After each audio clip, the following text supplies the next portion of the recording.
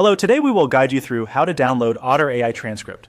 In this walkthrough, we'll show you how to find an existing recording in Otter and open the export option so you can download the transcript.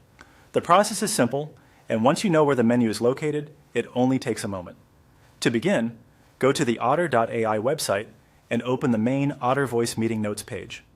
Make sure you're signed in to the correct account before continuing, since your recordings and transcripts will only appear if you're logged in properly. If the page takes a moment to load, just wait until the dashboard is fully visible. Once you are inside Otter, look to the left-hand navigation panel and click on Home. This takes you to the main area where your recent conversations, meetings, and recordings are listed. If you use Otter often, this is usually the fastest place to locate the transcript you want to export. From the home screen, click on the sample recording. In your own account, this may be a different recording name, but the idea is the same. Open the transcript or conversation you want to download. After you click it, the full recording page should open, along with the transcript details and related options.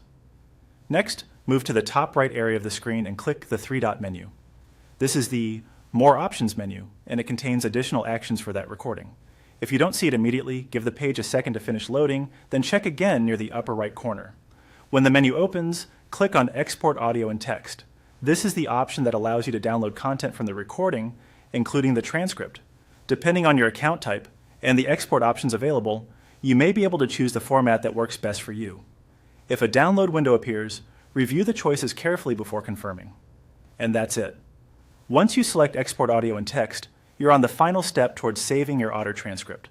If you plan to share the file, it can be helpful to double-check the exported format so it matches what you need, whether that's for reading, editing, or sending to someone else.